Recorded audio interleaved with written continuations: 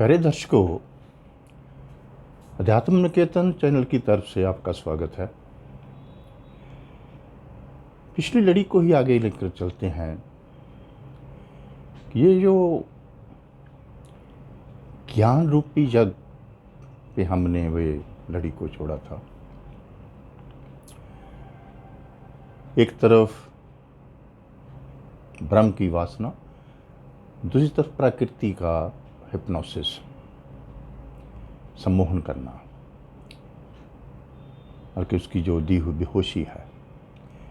इन दोनों से जो पैदा होता है मिथ्या ज्ञान, हम सभी उसी की ही दौड़ में रहते हैं सारा जीवन। मिथ्या ज्ञान का सबसे जो डेंजरस एस्पेक्ट है वो ये है कि हमें वो अपनी अज्ञानता से जानू ही नहीं होने देता। अज्ञानता से जानू नहीं होते तो ज्ञान में हम प्रवेश नहीं करते। अब बहुत से लोग पूछते हैं कि ये ज्ञान क्या है। ज्ञान एक ही है। एक बिल्कुल सीधी सादी बोली में मैं इसको पेश करना चाहता हूँ। चेतना को जानना, आत्मा को जानना, कॉन्शियसनेस को जानना, उसका रियलाइज करना, उससे एकमिक हो जाना। भाव कि आत्मा का ज्ञान ही, आत्मा का एहसास ही ज्ञान है। भाव ज्ञान ही आत्मा है। तो ये इशू मैंने क्यों उठाया? प्रॉब्लम ये है कि ये हम तमाम जो लिटरेचर देखते हैं, इवन के जो धार्मिक ग्रंथों का लिटरेचर भी है, दूसरा भी जो सभी का तमाम जो लिटरेचर है हमारे पास हमें मिलता है, उसमें आत्मज्ञान की बात नहीं होती। और तो छोड़ो, ये जो हमारे स्क्रिप्चर हैं, मैं देख रहा हूँ कि पंजाब में गुरु ग्रंथ साहब सबसे ज़्यादा जिसको मानता है वो गुरु ग्रंथ साहब को है।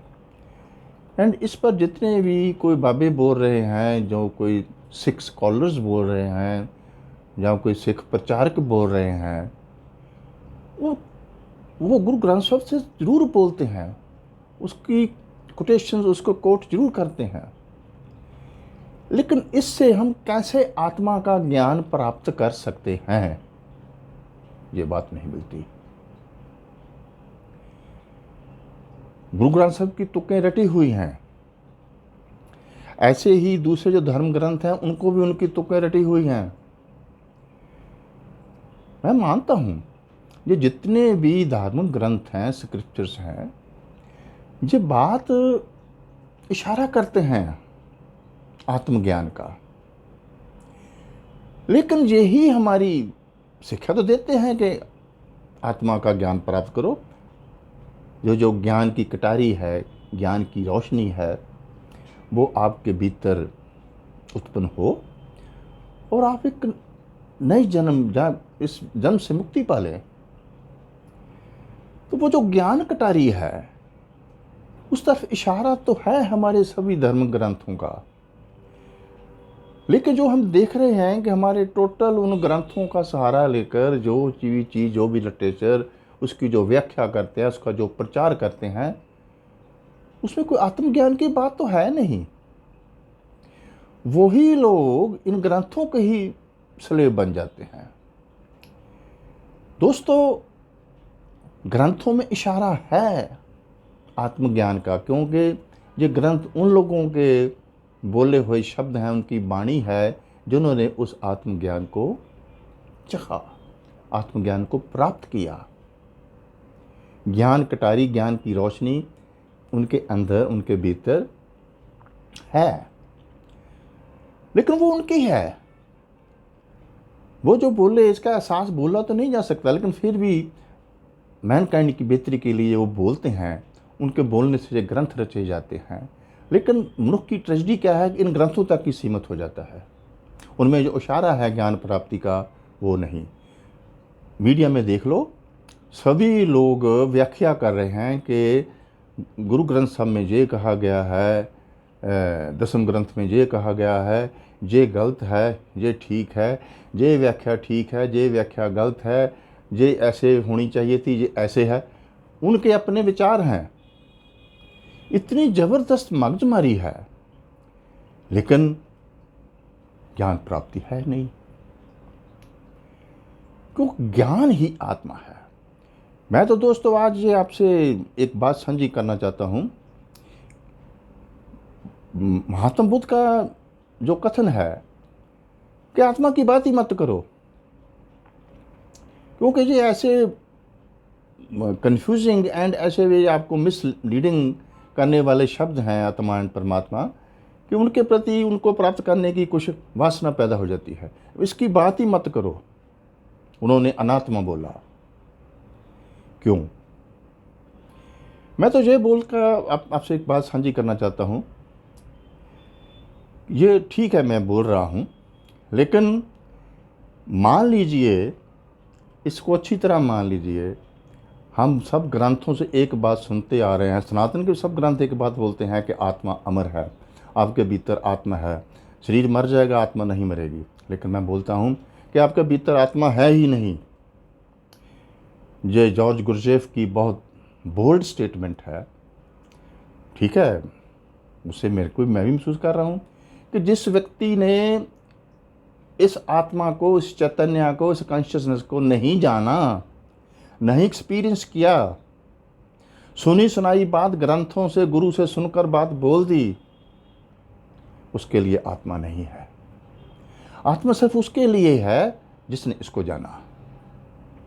ये इतनी बड़ी ट्रेजेडी हो गई, जानने की तो बात हो नहीं रही। ये जो ज्ञान रूपी यज्ञ है उसकी बात तो हो नहीं रही। बार बार बुद्धि के तल पर ही हम इसको रिड़क रहे हैं, इन सभी विचारों को। लेकिन जो व्यक्ति इस रास्ते पर चलेगा, अपने भीतर इसको थोड़ी सी किरण की उसको एहसास होगा, उसके करैक्टर बदल जाएगा, उसके जीवन बदल जाएंगे, उसका बात करने का लहजा, उसका overall outward behaviour with the world सब बदल जाएगा।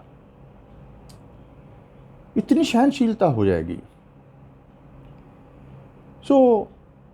ये जो ज्ञान रूपी जग है, कैसे इसको हम जाने, अपनी अज्ञानता को कैसे जाने, अपनी अज्ञानता को जानने के लिए ये जो मिथ्या ज्ञान की बात हमने पिछले एपिसोड में की थी, वही बात समझने की है कि इस मिथ्या ज्ञान को, अच्छा बात क्या हो गई, ये जो संसार है, वर्ल्डली फेयर है, ऑब्जेक्टिव वर्ल्ड है, ये तो चलेगा भाई राजनीति से।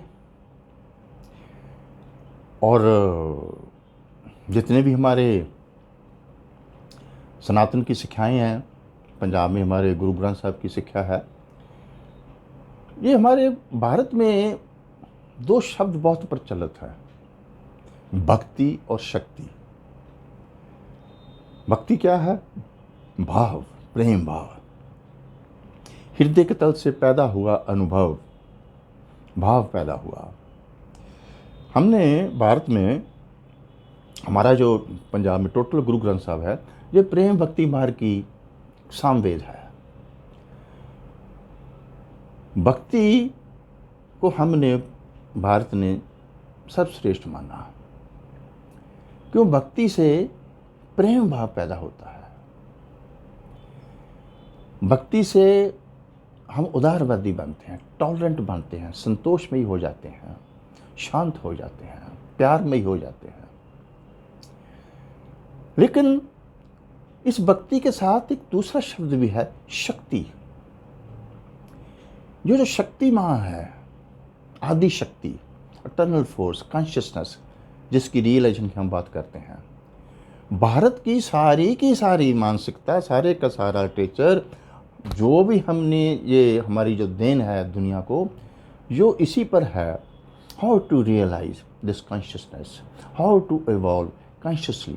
ये आत्मिक विकास कैसे हो, ये आत्मज्ञान कैसे हो।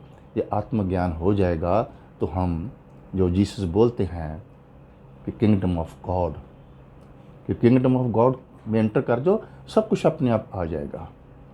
ये जो आत्मज्ञान है, ये परमात्मा से जो मिलाप है, ये इसकी बुनियाद उन्होंने इस है तो वो शक्ति, हम जो भी कार्य कर रहे हैं शक्ति से कर रहे हैं। जो भक्ति है, एक तो ये होगी उस माँ की, दूसरी उस आदि शक्ति की, इस कॉन्शियसनेस की, इस ब्रह्म की, जो आताओं की जो दूसरी चीज़ है वो है शक्ति, भक्ति एंड शक्ति। इससे पहले मेरे को एक चीज़ और याद आ गई, वो ये कि हमारे यहाँ संसार में, मैं भक्ति शक्ति के बीच में ही है, उसके रिलेटेड है, उसको मैं जोड़ रहा हूँ, भक्ति और शक्ति के बीच। हमारे संसार में वारमुखी वर्तारे में, या हमारे यहाँ सब्जेक्टिव वर्ल्ड में भी बहुत एम्फेसिस है सेलिबेसी पे, ब्रह्मचार्य पे, कि ब्रह्मचार्य को कैसे अटेन करें।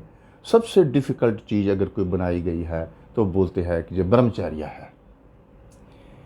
ये जो ब्रह्मचार्य है, ये उस भक्ति एंड शक्ति की एक नेचुरल प्रोसेस है। ये भक्ति एंड शक्ति के कॉम्बिनेशन से ये जो क्रिएटिविटी चलती है, क्रिएशन का प्रोसेस चलता है, उसमें बहुत से नेचुरल प्रोसेस चलते हैं। टोटल जो क्रिएशन होती है वो नेचुरल प्रोसेस जो है वहाँ से पैदा होते हैं।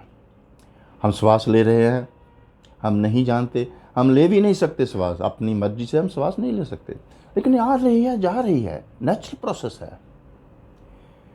भूख लगती है, नेचुरल प्रोसेस है। मेटाबॉलिज्म होता है खाने का, असिमिलेट होता है, उससे खून बनता है, नेचुरल प्रोसेस है। एक्सक्रीटा होता है, यूरिन होता है, नेचुरल प्रोसेस है। जो खून टोटल बनता है, ग्रोथ होती है, एक नेचुरल प्रोसेस है।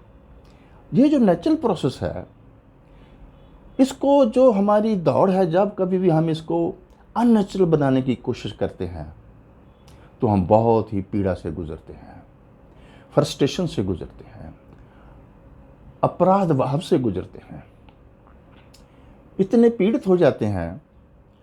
ये जो ब्रह्मचर्य है, ये उनमें से सबसे मुश्किल चीज़ है, क्योंकि ब्रह्मचर्य नेचुरल है। अगर हमने इस जगत में, इस संसार में, इस जीवन में ब्रह्मचर्य सेलिबेसी अटेन करनी है तो क्या करना होगा? नेचुरल बन जाओ, ट्राई टू बी नेचुरल। उसमें क्या करना है? जो आदि शक्ति, ये जो कॉन्शियसनेस, आत्मा, जब ब्रह्म तत्व जो कुछ भी शक्ति करवा रही है, उस पर अपने कर्ता भाव को बाहर निकाल दो। हमारी पीड़ा क्या है? पिछले एपिसोड में मैंने बोला था, हमारी पीड़ा एक ही है, मैं और मेरा मोह। हमारी पीड़ा हंकार पूर्ति है। हंकार पूर्ति का आधार क्या है? ये मेरा है। एक मित्र ने पिछले एपिसोड के बाद कमेंट दिया था कि ये या हिंदी में जो एपिसोड दे रहे हैं, क्या आप कानपुर से बोल रहे हो? मैं मान गया, मैं जानता हूँ ये इस बात को।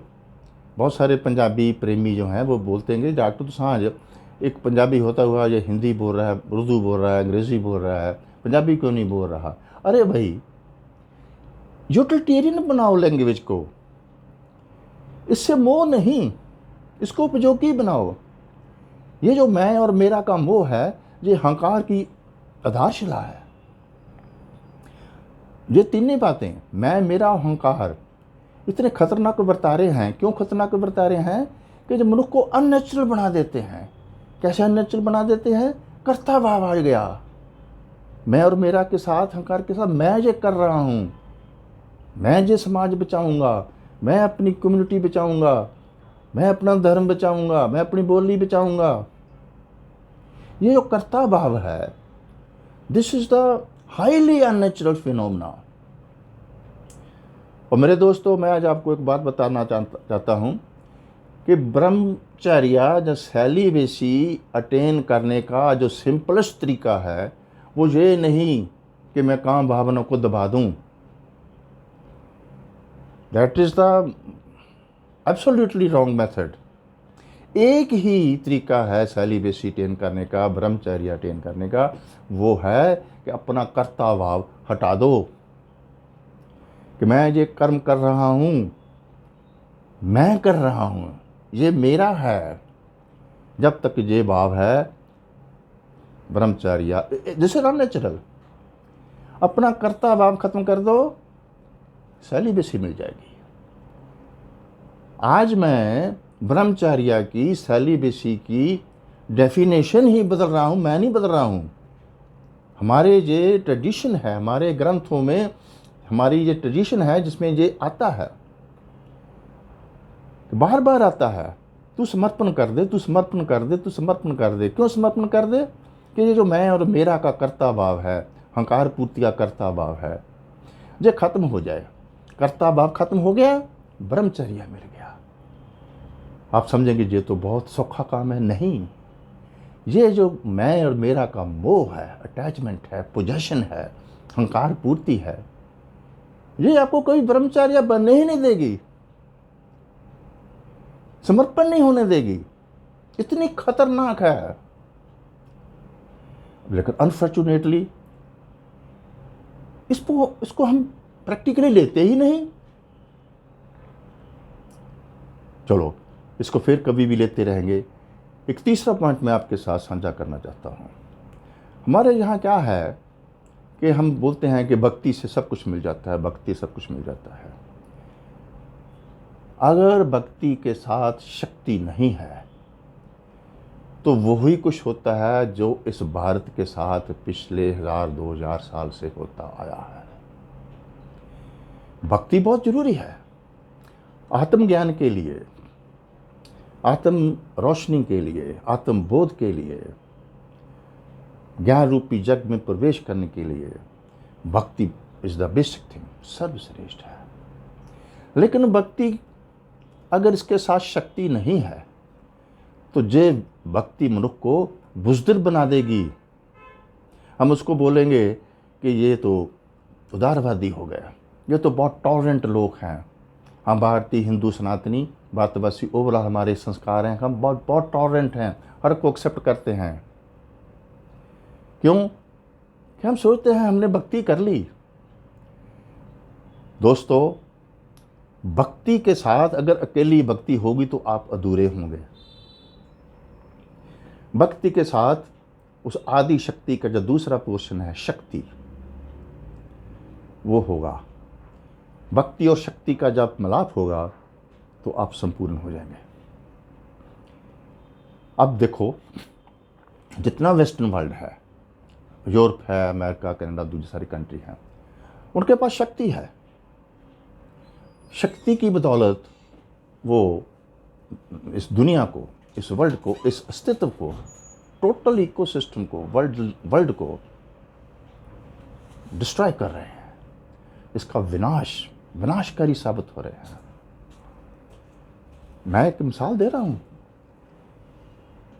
सबसे ज्यादा शक्ति आज अगर है तो अमेरिका पास है, यूरोपियन लोगों के पास है। जिनके पास जो शक्ति है वो बर्बादी का, विनाश का, डिस्ट्रक्शन का आज के युग में बेस है।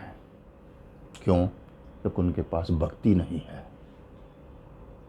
अगर उनके पास भक्ति हो जाए तो ये नहीं कि डिस्ट्रक्शन, जो नेचुरल प्रोसेस वो तो होती रहेगी, लेकिन जिस प्रकार की ये मैन मेड आज डिस्ट्रक्शन है, बम्बों की डिस्ट्रक्शन तो है ही है, ये जो एनवायरनमेंट की जो सारी की सारी बर्बादी हो रही है, ये एक शक्ति की बदौलत है। भारत ने, मैं इस एपिसोड से मैं भारत के पॉलिटिशियंस को एंड इनको रूलर्स को अपील करूंगा कि जहाँ पे हमारे पास हमारे संस्कार तो हैं ही हैं भक्ति के, भक्ति योग के, ज्ञान योग के, कर्म योग को हम पूरी तरह अंडरस्टैंड करते हैं, लेकिन जहाँ इस सभी ने हमें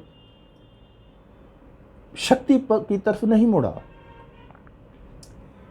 इस वक्त जरूरत है कि भारत एक सोर्स ऑफ यूनिटी ऑफ भक्ति एंड शक्ति बने।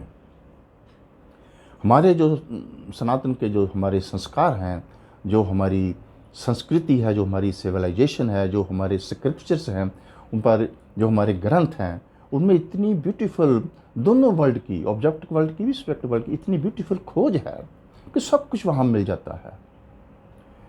बस थोड़ी सी कमज़ोरी क्या हो गई कि भक्ति एंड शक्ति का कॉम्बिनेशन नहीं बना सके। ये जो मैनकाइंड है ये लॉपसाइडेड, पैरालाइज्ड, अधूरी है मैनकाइंड। या तो ये शक्ति की पुजारन है या ये भक्ति की पुजारन है। भक्ति एंड शक्ति की जो यूनिटी है ये जब होगी तो मनुष्य होलिस्टिक, WHOL, होलिस्टिक मनुष्य, संपूर्ण मनुष्य, संपूर्ण मनुष्य ही होली मनुष्य होगा, होलिस्टिक मनुष्य ही होली मनुष्य होगा। सो ये जो भारत है, हमारे भारत में जितने भी हमारे गुरु हैं, सन्यासी हैं, पर्टिकुलरली 20वीं सदी में ये जो हमारे 2-3 गुरु हैं, विवेकानंद से शुरू हुए, जय कृष्णमूर्ति एंड ओशो, एक ऐसा 20वीं सदी का इनकलाब है। होलिस्टिक मनुष्य ही, इसको ही नया मनुष्य बोलते हैं। जब नए मनुष्य की सृजना कैसे हो, संपूर्ण मनुष्य बन जाएगा, होलिस्टिक हो जाएगा, भक्ति एंड शक्ति का कॉम्बिनेशन हो जाएगा, वो संपूर्ण होगा। ये संपूर्ण मनुष्य ही इस संसार में शांति स्थापित कर सकता है। सो ये जो हमारे भारत में इस वक्त थोड़ी सी लोग थोड़ा सा क्रिटिसाइज भी करते हैं कि ये जो नई सरकार है ये हथियार इकट्ठे कर रही है, हथियार मैन्युफैक्चर कर रही है। ठीक है, शक्ति जब पैदा करेंगे शक्ति विनाशकारी भी होगी, लेकिन भारत को एक चीज़ से सीखना चाहिए। हमने पिछले 1000-1500 साल में अपनी जो शक्ति थी उसको मजबूत नहीं किया, उसको कंसोलिडेट नहीं किया। तो नतीजा क्या निकला, जिनके पास शक्ति थी उन्होंने भारत में आकर हमारी भक्ति भी रौंद दी। मुगलों ने तो जो रौंदनी थी पिछले 200 साल में, जो वेस्टर्न वर्ल्ड एंड क्रिश्चियनिटी ने एंड ब्रिटिशर्स ने जिस कदर हमारी यहाँ की टोटल खोज को, टोटल रिसर्च को, टोटल इन सब पाथ को बदनाम किया, ऐसा बदनाम किया कि इसमें बंडी दर बंडी पा दी। कुछ लालची लोग, कुछ स्वार्थी लोग, जो बकाऊ माल होता है। भारत अब ये जो डेवलपमेंट हो रही है, एक तरफ भक्ति और दूसरी पर शक्ति, इसको रोका जा रहा है क्योंकि जो कॉम्बिनेशन कल्ली भक्ति शक्ति वाले नहीं मानते। वेस्ट चाहता ही नहीं कि शक्ति के साथ भक्ति जुड़े, लेकिन भारत के संस्कार है कि हम इन दोनों का कॉम्बिनेशन करें और यूनिटी करें, होलिस्टिक बने। इससे निकला हुआ जो मनुष्य होगा वो नया मनुष्य होगा। सो दोस्तों, इसको आगे लेकर चलेंगे, इसको समझने की कोशिश करो। यहाँ पे कुछ लोग जो भक्ति मार्ग पर, ज्ञान योग मार्ग पर, कर्म योग, इस मेडिटेशन की तरफ हैं, स्पिरिचुअल ग्रोथ की तरफ हैं, वो इसको ज़रूर रखें कि जो आत्मबोध के लिए, आत्म विकास के लिए, कॉन्शियस एवोल्यूशन के लिए ये हमारा एक डे टू डे लाइफ का रूटीन है। लेकिन इसमें शक्ति को भी हमें ज़रूरत है। नो डाउट शक्ति आदि शक्ति नहीं देनी है, लेकिन उस शक्ति को पैदा करने के लिए अगर हम मेडिटेटिवली रहेंगे, भक्ति को इस्तेमाल, भक्ति का यूटिलिटेरियन बनाएंगे और अपना कर्ता भाव, शक्ति पैदा करनी है। अगर वो शक्ति पैदा करने में हमारा कर्ता भाव नहीं है, मैं और मेरा और अहंकार पूर्ति नहीं है, आदि शक्ति के आगे समर्पण करके हम शक्ति को डेवलप करेंगे, तो हमें कोई व्यक्ति चाहे बाहर से चाहे अंदर से कोई नुकसान नहीं पहुंचा सकता। आज डर है कि कोई वेस्टर्न कंट्री हमारी जो सारी की सारी साइंस चोरी करके ले गए, हमारा धन चोरी करके ले गए और मालिक बन बैठे, दुनिया के अमीर हमारे सरप्लस बन बैठे। यहाँ से चोरी किया, क्यों चोरी किया? कि हमारे पास शक्ति कम थी। अगर हमारे पास शक्ति होती तो हमारी ये सारी साइंस वो चोरी नहीं कर सकते थे, इसको बदनाम नहीं कर सकते थे। पुट्ठा सीधा लिटरेचर, मार्क्सिज्म का लिटरेचर भेजकर इसको डाउनग्रेड किया। एनीवे मेरे दोस्तों, इस बात को समझना, भारत भक्ति और शक्ति की कॉम्बिनेशन है। होलिस्टिक मैन जहाँ से पैदा होगा, वेस्ट में नहीं पैदा होगा। इस चीज़ को जो भी वेस्ट में समझते हैं वो सनातनी हैं, वो मदद कर रहे हैं, चाहे वो क्रिश्चियनिटी में है, चाहे वो कहीं भी पे भी हैं, जो इस बात को समझते हैं, दुनिया किस हिस्से में भी है, जो इस बात को समझते हैं, वो भारत के सनातन को मानते हैं एंड बोलते हैं कि this is the basis of the new man. आज इतना ही। आप सबके भीतर स्वयं प्रकाशमान ज्योत को डॉक्टर सोनी का प्रणाम।